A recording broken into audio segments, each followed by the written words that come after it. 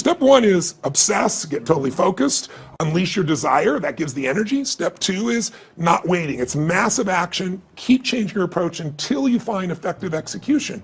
If you're running east looking for a sunset, I don't care how positive you are, you're not gonna see the sunset. It's the wrong strategy, right? It's just not gonna happen. So you gotta have a proven strategy, and you can get there faster, same way I've done it with these books, is saying, I could go this, or I could spend 4 years, interview 50 of the smartest people in the world, all billionaires that started with nothing, and find out what they did, and compress decades into days. That's really the purpose of everything that I do. So when you have that plan and you keep changing your approach, I always tell people, how long would you give your average kid to learn how to walk? Before you turned to the kid and said, dude, it's never gonna happen, you're not a walker, just give it up. Right? People go, you crazy? My kid's gonna keep trying until. Well, that's really step two. You keep changing your approach until you find it. And then the third step to achievement really is, as simple as it may sound, if you're obsessed, you know what you want, you're taking massive action, maybe you modeled somebody, you figure out the right action so you get there quicker, and you're executing, you still need a little grace. Some people call it luck, you could call it God, but I really believe that there's the part we do and then there's the part that comes to us. But I do know grace shows up a lot more when you do the first two steps on your own, and grace shows up a lot more when you acknowledge grace in your life, when you acknowledge that I was born in a world where I didn't have to build this internet that I can pull out of my pocket the answer to anything on earth. I'm driving on streets I didn't pave. I'm reading books I didn't have to write. That's the gift of our lives. And I think when we experience that grace, we don't just experience more achievement, but we start to experience more fulfillment. If you find your passion, you're gonna have this tremendous energy. It's sustainable energy. But momentum requires you always do the next thing to keep the momentum going. And the reason you get yourself in a passionate place is so that you change your life, and the only thing that changes your life is making a decision. So while you're in this passionate state, that's where you make decisions. You don't make decisions when you're like, oh, I don't know, what do you think? All right, let's decide. If you make a decision in a state without momentum, if you make a decision from a place where there's no passion, you are not going to get momentum. It'll kill momentum. It's decide, commit, and resolve.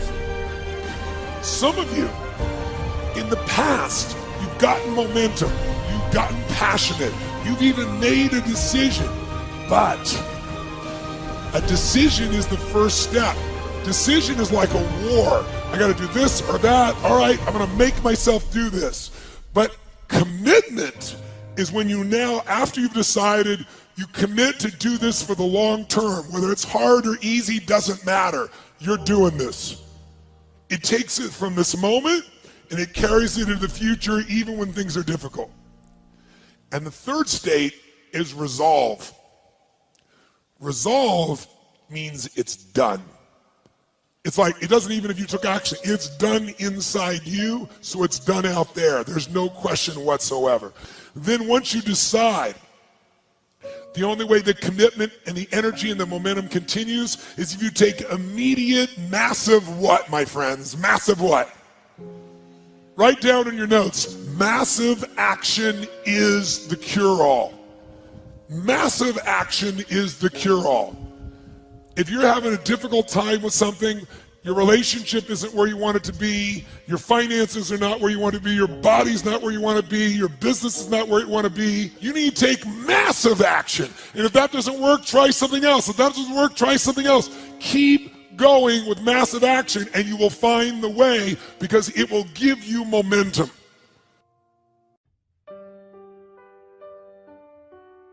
The ultimate question I'm always asking is, how do I help people to break through? The question is, what are you breaking through to? In essence, all of us at some level to feel alive have to always feel like we're growing. When people ask me, what does it take to be happy? I always tell them one word, progress. Progress equals happiness. Even if you're not where you want to be yet, if you're on the road, if you're improving, if you're making progress, you're going to love it. You're going to feel alive. On the other hand, it doesn't matter how successful you are, if you stop growing, you start dying inside. Now, how does this relate to this session on breakthrough? Well, I'll say it's really simple. If you and I want to know what it takes to be happy, we have to understand what is our current blueprint of how our life's supposed to be. Now, what do I mean by blueprint? Well, we have a story in our head of how life's supposed to be. Some people's story is you work hard in school, you become really great, you're a nice person, you're a good person, and then you grow up and you take care of yourself and you find the ideal man and you fall in love and you have a white picket fence and you have 3 perfect children and you live happily ever after.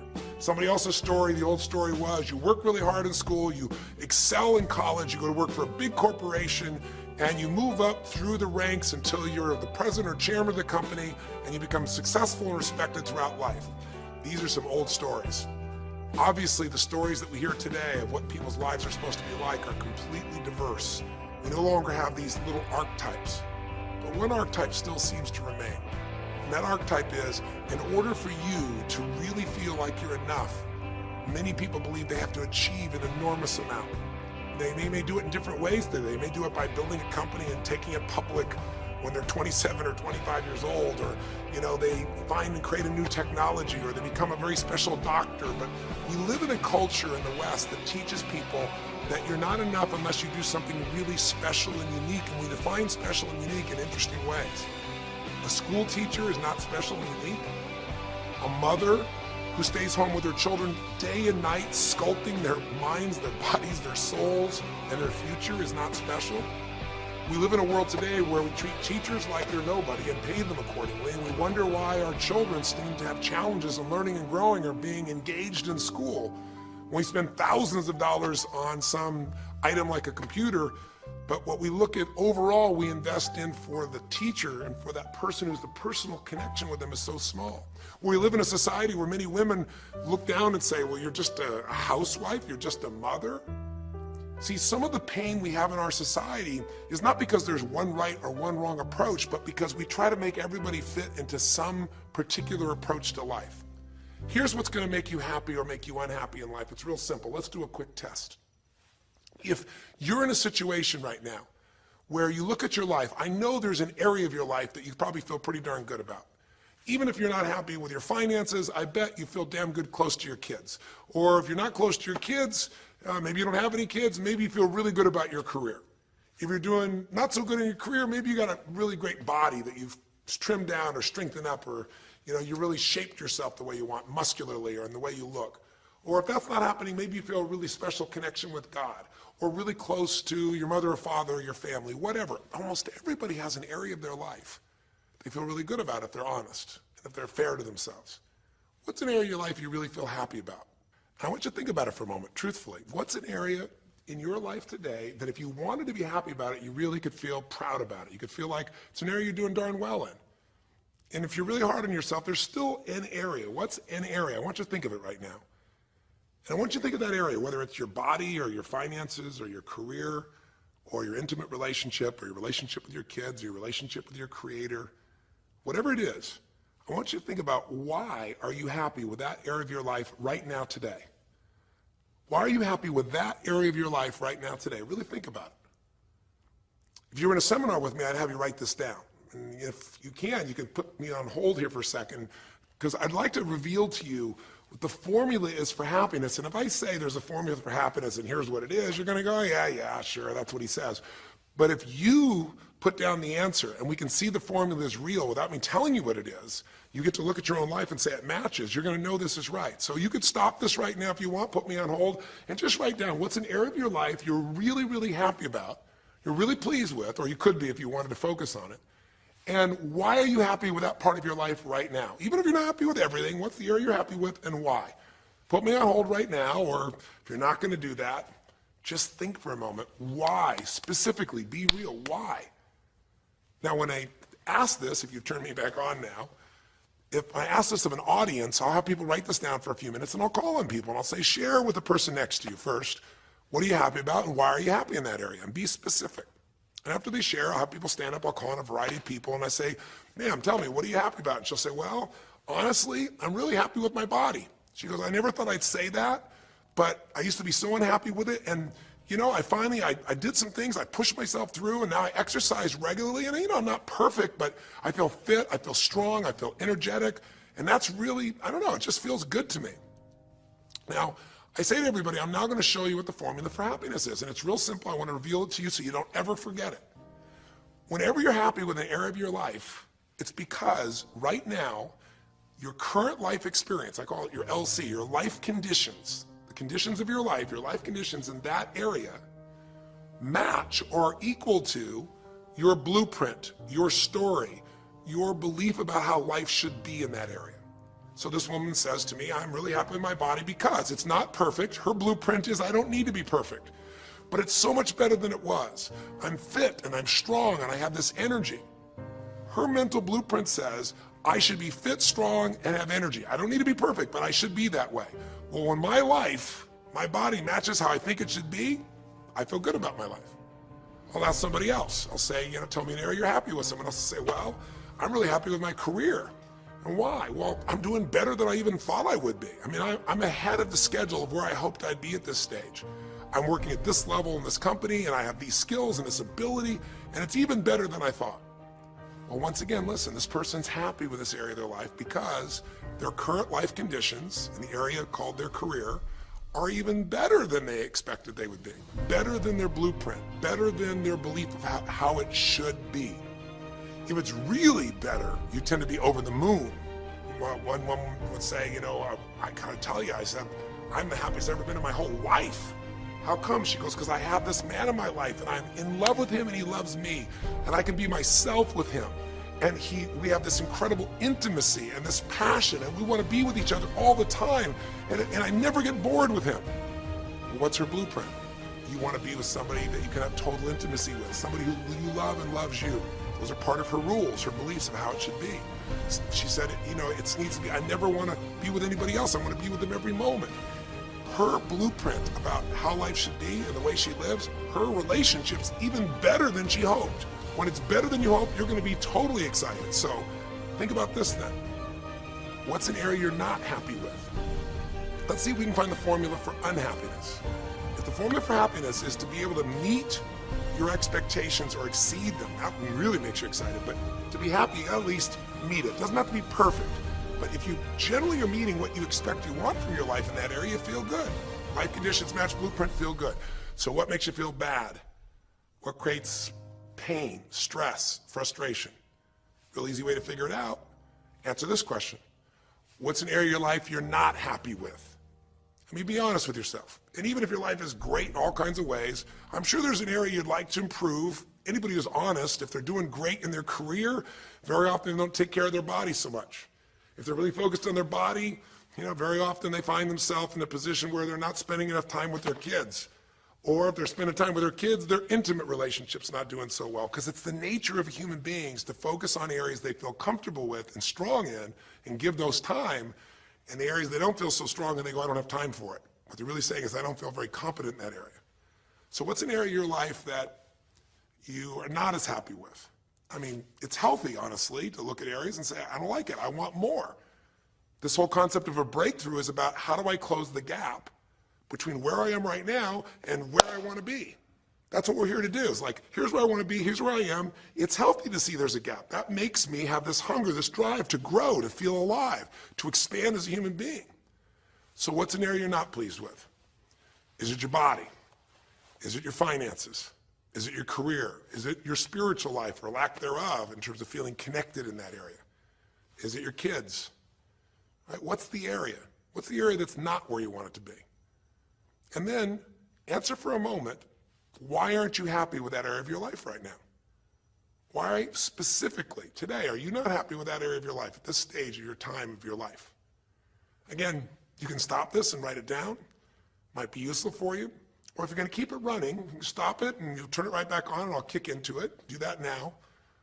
Or if you kept it running, then I'll give you what happens. I have people write this down and they don't like this exercise so much. Well, I don't like my body, or I don't like my finances, I don't like my career, I don't like the person I'm in a relationship with, I don't like myself the way I'm in relationships. Why? And they write it all down. Have people share back and forth. I call on people, and the lesson's pretty clear. I tell people in advance, here's the formula for unhappiness. I'll show you before you do anything else. When your life conditions, the way you're living your life today, does not match, it doesn't equal your blueprint, your story of how it's supposed to be, then you're going to have disappointment, frustration, or pain. If your life is way different than the way you think it's supposed to be, you can have enormous pain. If it's a little different, you might feel stressed. Make sense? So people stand up and they say, tell me, what's the area you're not happy with? And the person says, well, I'm really not happy with my finances. And I go, why? And they say, because I'm doing worse now than I was 5 years ago. I made mistakes in the market, and at this stage of my life, I should have this much money, and I don't have it, and I don't know how to change it, and it's making me crazy. And why are they crazy? You say, well, because they don't have their economic needs met. No, you cannot have your economic needs met, and you can still be okay, but when you have an idea, this is what my need is, and I did the wrong thing, my life doesn't match how I'm supposed to be, that's when people get a little crazy. See, think about it. If you grew up taking care of folding your own clothes, making your own meals, going to the store, doing the grocery shopping, cleaning the bedroom, cleaning the house, vacuuming, taking out the trash, and you did that your whole life, then if you have to do that later on, you don't feel like you have economic pain because you don't have a maid. But if you grew up in an environment where everything was done for you, you never have to work, and now suddenly you have to work incredibly hard to just pay enough money to pay your bills, and all of a sudden food is building up and the house is dirty and your clothes aren't folded and nothing matches, you might find yourself really angry and frustrated because you have a different story about how life's supposed to be than how it is. Someone else will say, well, I'll tell you why, because I'm in a situation now where, I'm 30 pounds heavier than I should be. Should be is the key word. There are people in all cultures who love being big. There are people that will walk around and someone else might think they're massively overweight, but they're going, I own this, honey, and they really, truly, they match their blueprint. Big is beautiful, because their idea is big is beautiful. I'm big, that's beautiful, matches my blueprint. Rock and roll, I'm happy as can be. Somebody else can look like a twig and be stressed out saying, I hate my body. Because their blueprint says I should be the skinniest thing on earth, and I'm not skinny enough. Am I making sense? When your life conditions don't match your blueprint, you're going to have pain. But here's when you suffer. When I ask people, who here has been through the dark night of the soul? Who's been here in a situation where you feel like life isn't worth living? Or we feel like a pain that just will never go away? And a lot of people write down those experiences, like Joaquin. So you begin to understand what the issue is I'm talking about here. Joaquin, if you recall, was in a situation where this man felt like there was no reason to live. He couldn't work, he couldn't do anything, his life was worthless. Why did he think that? Because he had a blueprint. And his blueprint said, I need to be an NBA basketball player, at least a professional basketball player. I need to be able to make money and have this great lifestyle, because that's what makes me worthwhile as a human being. That's what makes my family respect me, my mother, my uncles, my aunts. I'm the successful one in the family, and I make the money. I support everybody. He's a good man. He didn't come just to be successful. He took care of his mother, his family. He tried to be an inspiration for people. Joaquin Hawkins is a man who was always going out on his free time and training kids and showing them the pathway to freedom, how they could play basketball and get free like he did and get out of the inner city. So this man is not a selfish man, but he knew this is the way to be worthwhile. This is the way to be able to give to people. This is the way to take care of your family. And all of a sudden, one night, what happened? That way was taken from him. He has a stroke. In the middle of the night, his life conditions make it impossible to be who he has to be, or he feels like he's worthless. You get it? We have an identity. We have a story of how we're supposed to be. And if life somehow gets in the way of that story, we feel pain. But if we feel we have no control, that's when we go into suffering. See, it's one thing to say my life doesn't match my blueprint, I gotta lose weight. That might stress you out. Or my life doesn't match my blueprint, I'm not in a relationship, I gotta get in one. That might motivate you even. You might not like it, but you're gonna find a way to get in one. Or my career doesn't match how I should be, you could change it. But when you start believing that your life doesn't match your blueprint and you have no control to change it, you're helpless, that's when people suffer. And so this week, for your breakthrough, it's a chance for you to start to take a look at your blueprint anywhere you're really having pain. Hey, look, if you're doing great in some area of your life, celebrate it, of course, and I'm sure there are many areas you are. But life is really a series of growth spurts. I mean, two things in life make you feel alive: growing and giving. And what's really wonderful about this man, Joaquin, is he was constantly growing, trying to get better, trying to be a better teammate, a better basketball player. Think about it. When he didn't make the teams and he didn't make the NBA, he didn't give up. He worked even harder. The guy was always striving to become something. And he became it, and he achieved it, and then life took it from him. Isn't that the common denominator with so many of the people in the stories of this 6-part series that you saw, these 6 specials? I mean, Frank and Kristen had a blueprint of what life was supposed to be about. We're supposed to get married and have children, and we're gonna have our own business. And all of a sudden, life doesn't match the blueprint. And suddenly, there's depression. Because in their case, they said there's nothing we could do. But they were wrong. They were wrong because they discovered, and Frank discovered, I can make a difference in my life. The chair, even though I didn't create this and didn't ask for it, this chair does not define me. I can become more than I was before. I can have the impact with my wife. I can have children. We had to change his blueprint because we couldn't change all the conditions of his life. Does that make sense? I couldn't get him to physically walk again. Maybe someday he will, but we can't count on that. What we got to count on is that he can be fulfilled by seeing he isn't helpless. And I did that through a series of experiences that violated what he thought he couldn't do. The same thing was true with almost every one of the people we worked with at some level. And in Joaquin's example, it was also true. Joaquin said, well, I can't ever have this quality of life again because I'm not a professional basketball player. And he was locked into that mindset, and all of us get locked at times. But to his credit, to a system of steps, we were able to break him out of that. We were able to get him to see that he isn't helpless. Because here's your choice. Watch this now. If you're suffering, if you're in pain, your life doesn't match how you think it should be, and you think you're helpless to change it, now you have only 3 choices. Choice 1, blame something. And that's what Joaquin did, if you recall. He blamed his coach, he blamed what happened to him, and of course these things were outside his control. But he blamed his coach. And a big part of the healing, if you watch this session, was bringing his coach in and getting him to see, hey, you know what, all that anger, all that resentment inside of you, Joaquin, A, it's not based on the truth, and B, like Nelson Mandela said, having resentment in your soul is like drinking poison and hoping that your enemy will die. It doesn't work that way. And when Joaquin was able to break out, his breakthrough was a change in perception, to realize this coach wasn't stopping me. I just felt like I lost everything, and so I don't know how to change it, so I'm looking for something to be mad about, someone to blame, so I don't have to blame myself, or I don't have to feel so helpless. Because when you're angry, you don't feel so helpless. You feel strong for the moment, even though it's a fake strength. When he was able to make that breakthrough, he could stop blaming, because these are your 3 choices. When life doesn't match how you think it should be, blame something, an event, someone else, or yourself. As we talked about earlier in this series, blame games just destroy you. There's no progress when you blame. For the moment, you feel okay, but nothing changes. What are your real choices? You only have 2 choices in life. If life doesn't match your blueprint, you either have to change your life. That is, you got to say, you know what, my body isn't there, I'm going to go work out. My relationship isn't there, I'm going to change it. I'm not making what I got to make, I'm going to retool, I'm going to get a new skill, I'm going to go back to school, I'm going to start a business, I'm going to do something. You have to do something to change your life. Or, in order for you to be happy, if you can't change your life, you're going to have to change your blueprint. Usually in life, it requires a little bit of each. Does that make sense? And if you change your life and change your blueprint, you can have an extraordinary life. And what you witnessed this man do was, once he let go of his anger and his denial, once he started to look at things, he began to find, by spending time with his family, that he was worthwhile being loved whether he played basketball or not. Of course he'd love to play basketball, but professional basketball was no longer a part of it. And we had to get Joaquin to shift that.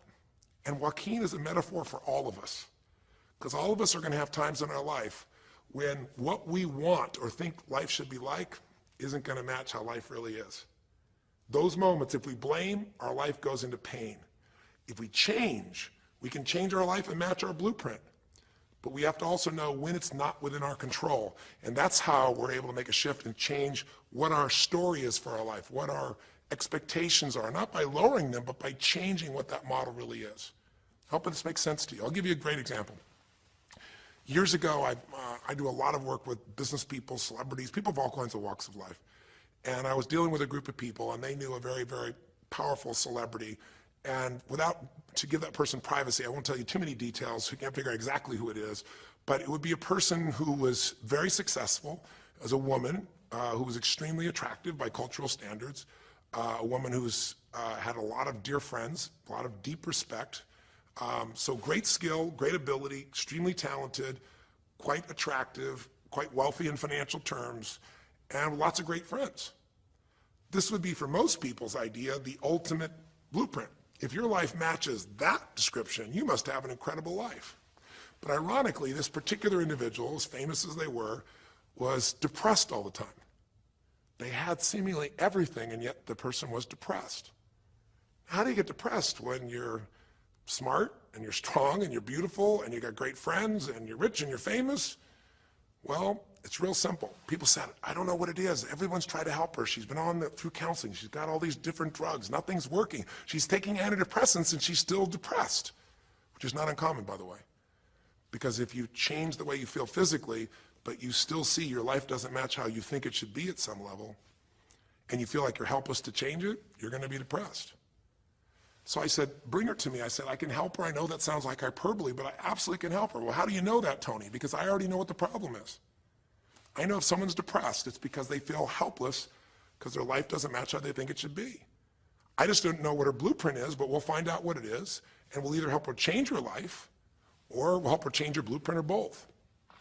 Long story short, and very quickly, I'll tell you the core of it. She came to me and she spent maybe the first half an hour telling me, apologizing, saying, I know I should be happier. I know it's silly for me to be depressed.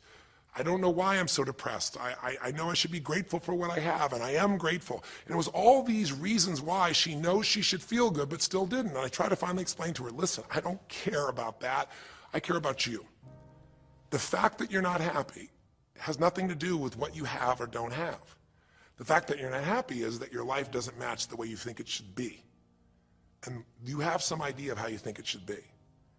And worse, if you're this depressed after all this time, you feel like you can't do anything. You have no power to change it. You feel helpless. And she looked at me in a certain way, and I said, so what is that? What did you want your life to be like? She goes, well, it sounds stupid. I said, it's not going to sound stupid to me. She said, well, I don't know. I just always, since I was a little girl, dreamed that I would be married, and I would have 3 basically perfect children, and they would love me totally, and I loved my husband, he loved me, and I said, okay, so how's that working for you so far? And she said, well, I think you know, because she's a pretty famous person. She said, I'm divorced twice, I have no children, and I'm now X age. And to give you a clue, that age would be an age where having a child, your own natural child at least, barring a medical miracle, is not going to happen. So I said to her, well, why don't you just adopt? She goes, no, that's not it. And so what I had to dig under is, remember we talked in one of the earlier sessions about there's the surface problem and then there's the deeper desire or need.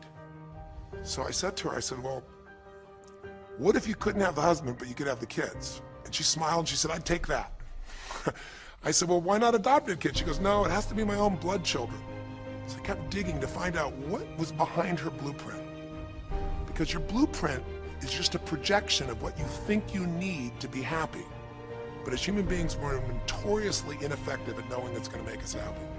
So much that we think we're going to make us happy, we get there and we go, is this all there is? So many things that we think are going to make us miserable and we can never deal with, we go through it and we can handle it. We're not good at projecting these things. All kinds of studies will show this. So I said to her, well, what are you hoping to get from these 3 children? Why do they have to be your blood children? And she finally said, well, if they're my blood children, I know they'll always love me. They'll never leave me. What was she looking for? Unconditional love. She had this big blueprint that said, White House, picket fence, 3 children, perfect husband, all these different things. But what was behind that was a need to feel like she could have love that would be certain and wouldn't go away. So I can help her meet that need. So I said to her, I said, well, maybe one reason you don't have a husband is because every time you look at one, you're trying to figure out if he's going to get you those 3 kids in time and how that's going to happen. And maybe he feels a little stressed when you're looking at him this way because he can feel what's going on behind your bed, even if he doesn't know what the words are. And she started to laugh. She goes, I guess I've probably been that way a good portion of my life. And she goes, people wonder, why I'm so uptight. I said, you're uptight because You felt like you're running out of time trying to meet some picture. But I said, all you really want is love. I said, don't you have a lot of love in your life? Tell me about your friends. And gradually, I got her to start seeing this love that she was trying to get was already here. It didn't match the picture. Maybe we could paint a new picture of what life could really be like and make sure that picture met her deepest needs. That's basically what we did with Joaquin. Joaquin wanted to be a professional basketball player because he loved basketball, yes, but also because he wanted to be that man who was a leader. He wanted to be the man who was the good man. He wanted to be the one who brought energy to people. He wanted to be the man people would look up to. He wanted to be the man who could take care of his family in style, all of his family, not just his daughters and his wife, but other people as well. Underneath it all, he wanted to know that he mattered. And through the process that you saw in this show, he began to find out that he didn't need to be angry at the world, that yes, his blueprint was taken from him, but his soul and his ability to be a special human being that could touch other people was not taken from him. That maybe his real gift was his ability to inspire young kids, his ability to get himself to do whatever it took. How did he become a professional basketball player? Unbelievable discipline, unbelievable drive. He started bringing that to picking up trash, and the game started to change. He started to have fun there. He could come home and take care of his kids and pay his bills. That doesn't solve everything, but it gives him a way to suddenly regain himself. When he sat around with all of his family, and you saw part of those scenes, and if you watch little areas of browsing this week, you'll see some more scenes from his family where you see him beginning to realize they love me whether I'm rich or poor. They love me whether I'm a professional basketball player or not. They love me. That's what he was really after. And when he got that, it allowed him to let go and say, I can do other things. That doesn't mean he won't have challenges. We're all going to have challenges in our life. It doesn't mean that at times he won't wish he's doing more. But he's no longer stuck. He's broken through because he now knows I have control. I can change my life or I can change my blueprint. And when I do, I can fulfill it. I can start to feel that aliveness. Now here's the trap. What do you think happens once you fulfill your blueprint regularly? Once you figure out how to do what you always dreamed of? You always dreamed to live a certain way, and now you're living that way every day. Well, the human nervous system, the human spirit needs to grow. So pretty soon you'll get bored with that, and you'll come up with a new blueprint. That's part of life that's exciting. See, if you and I from this day forward are going to be happy, just remember what we've said. It takes two things: grow and give. A meaningful life comes from growing, that sense of progress, and it comes from having life not just be about me, but about we, doing something that makes me feel connected to other people besides myself. That growth, that sense of contribution fills a deep spiritual need that we all have.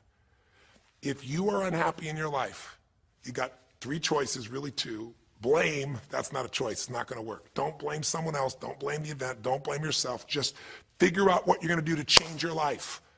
That's my specialty. If you like my coaching or my team's coaching, come visit with us. Come to an event. Come get a coach. Come through a program, and we'll guide you through it more than just a few minutes like this, and we'll do it directly, in an environment that'll shift you. Or change your blueprint. You're going to have to rewire what's going on inside, and that's what we focus on as well. So I hope this journey has been an interesting one for you. I hope it's opened up your eyes to what it takes to go from where you are to where you want to be. It takes changing your emotional pattern. It takes bringing presence to your life. It takes realizing you have no problems compared to somebody else and putting your life in perspective. It takes the ability to deal with those extreme stresses that happen in your life by questioning your limiting beliefs. And again, we'd love to coach you and show you how to change those in a permanent way where it happens automatically, just like lifting weights so often until the muscle's always there and you find yourself able to follow through. It takes for you to be able to figure out how to deal with crisis and how to turn it around. It takes facing your fear. It takes pushing yourself through what used to stop you. It takes putting yourself in a position where you connect to what's more important than just yourself, what you value than just yourself. And it takes, I think in this case also, the ability to realize that no matter what happens to you, you're more than that moment. You're more than the story you think you're supposed to be. And that even when you're not matching what you think you need to be, maybe there's a reason for that. Maybe you're having to find a different part of yourself that's going to fulfill you at a much deeper level. Sometimes failing to get your goal gives you your destiny. I can't tell you how many people I've known over the years who had an idea of what they thought their life was supposed to be like, and they didn't achieve it, and they felt miserable and upset and frustrated, and one day an opening happened and they went, oh my God, thank God that didn't happen. I think it's Garth Brooks had a great song, And it's a song about when he was in high school and he was in love with this girl, infatuated with her. And she didn't even know that he existed. And he prayed to God every day that she would notice him, that she would fall in love with him. And then sure enough, she never did. He was so disappointed. His blueprint didn't match. His life didn't match it because she didn't even know he existed. And he felt this suffering. He could do nothing to turn it around. Well, 15 years later, he became a guy named Garth Brooks, somebody everybody knew, and he could rock, stadiums with his energy and his song and his music. And he goes back to be at his high school reunion. I think it was his 15-year reunion, if I remember correctly. I don't remember the exact year, but all I remember is he said he saw that woman that he was so obsessed by. He was looking forward to seeing her. And now he was Garth Brooks, and he met her. And after he met her and spent some time with her, he wrote a song called Thank God for Unanswered Prayers. Sometimes not getting your blueprint's the best thing that ever happened, because the disappointment drives you to find something more important inside of you. Or not getting it makes you look for another aspect of your life, a spiritual aspect, a family aspect, a physical aspect. If you can just trust that life doesn't happen to you, it happens for you, then you can find in any situation a benefit that can take your life to the next level. I don't care if you're Frank and Kristen. I don't care if you're, Mandy and Scott. I don't care if you're Joaquin and Kim. Every one of us in our life is going to face situations where it feels like we have total trauma, something that's been taken from us. The real question is, what are you going to do with it? Some people just live in their story of what they don't have, and they have the right to do that. If Frank and Kristen lived in pain and felt bad, we'd all say they have the right to do it. It's the difference between what you have the right to do and what you deserve to give yourself and others. We have the ability to transcend whatever happens to us. There's something called post-traumatic growth. Very few people know about it. Two people go through the same stress, one's destroyed, the other grows. What's the difference? The people that grow will not give up. They don't have any excuses. They find the way to break through whatever it takes. And when they do, three things happen. Number one, they realize who they really are and what they're capable of. They realize they're so much stronger than they thought they were. And number two, they deepen all their relationships. You want to know who really cares about you, who you love and who loves you? Go through some tragedy, go through some hard times. All your Facebook friends go away. Your real friends, your real family shows up for you, and you show up for them, and it deepens your relationships. And the third thing happens, if you can push yourself through and break through whatever challenges life gives you, is each time you have a breakthrough, you get stronger. And it almost like builds a psychological immunity in you, where suddenly, all of a sudden, it's like stuff happens, you know stuff's gonna happen, and you're not scared of it anymore. Because after you've been through a stroke, after you've been through, losing the use of some of your body or senses, after you lose a family member, and you break through to that, you get to the other side, it's like, give me your best shot, life. It's almost like there's this psychological immunity that says, I'm ready for whatever life will give me. I don't want challenges, but if they're here, I know I can handle them. That strength of spirit is what creates a sense of freedom and joy in life. And that strength of spirit basically comes from living a life where you are constantly and never-ending flinging away to improve yourself and to help others. That's my mission, and if we can serve you again in the future, I hope you'll check us out. There's 3 ways you can continue to participate with us. You can come to an event, come have an experience with us live in a weekend at our Unleash the Power Within or our Date with Destinies. I think you'll find it's very different than just sitting here talking to you quietly, sitting in front of your computer screen. It's a rock and roll environment. It's like going to the ballpark and having one person sitting there talking to you versus being in the ballpark or the rock and roll concert, with 50,000. There's an energy and a power that comes from it. Second is there's immersion. Here we talk for an hour, there's distractions and emails. There it's total focus, and we go for immersion where literally what we did here over 6 weeks, a few little conversations, all that happens over and over again multiple times a day, and you get that shift. So come to an event or call up and get a coach. We have people that you can work with and have a free coaching session and make sure it's really valuable for you. But these are people that can check in with you to help make sure you break through, you make the changes you want to make in your career or your finances, or your body or your emotions, or whatever area matters to you. And finally, lastly, and probably most importantly, every day you got to feed your mind. Because every day most of us are turning on, some form of news. It shows up in our pocket, in our Blackberries or iPods or iPhones, I should say. It shows up on your computer constantly. It chases us, and it rarely does a good idea interrupt you. really what you have to do is pursue the ideas, pursue the experiences that are going to change your life. And we have a way to do it called net time, no extra time. A way where you can keep feeding your mind the stuff that really matters with some products or services. So if you're interested in any of those things, be sure to click on your interest of an event or interest in having a free coaching session, or maybe try one of our audio programs, because the other challenge here is with video, you got to sit here potentially and watch me, but with audio, you can do it while you're working out, you can do it while you're cleaning the house, you can do it while you're driving in the car, while you're getting to work. We'd love to continue serving you in any way we can. I know I've gone long in this session, but I really want you to think about, how can I give my life the way I want it to be? The way I do it is I figure out what my blueprint is and I update it for what life is. I change my life, match my blueprint, and suddenly my life feels full and alive. Thank you for the time that we spent together here. I've really enjoyed our time, and I hope that this Breakthrough series reminds you to never settle for less than you can be. Never settle for less than you can give or you can share. Live strong, live with passion, and God bless.